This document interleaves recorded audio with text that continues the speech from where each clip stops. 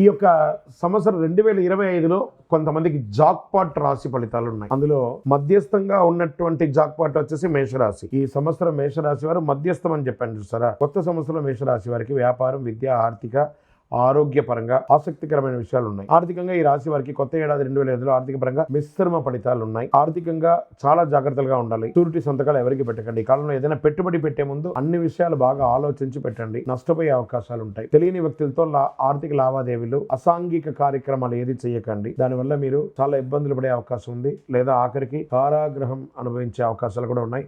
అసాంఘిక కార్యాల వల్ల జాగ్రత్త పడాలి. మేషరాశి వారికి కొత్త ఏడాదిలో ఆర్థికపరమైన విషయాల్లో చాలా జాగ్రత్తగా ఒక డిసిప్లిన్ ఉండాలి. సంవత్సరం ప్రారంభం మార్చి నెల వరకు లాభాలు చాలా ఉన్నాయి, కానీ మార్చి తర్వాత కొంచెం ఇబ్బంది ఉన్నాయి. మార్చి తర్వాత శని 12వ స్థానం నుంచి ఉండడం వల్ల కొన్ని కష్టాలు పెరగవచ్చు. ఈ సమయంలో విదేశీ సంబంధిత వ్యాపారాలు కూడా కొన్ని ఇబ్బందులు కలిగే అవకాశాలు ఉన్నాయి. కెరీర్, ఉద్యోగ పరంగా మేషరాశికి 2025 సానుకూల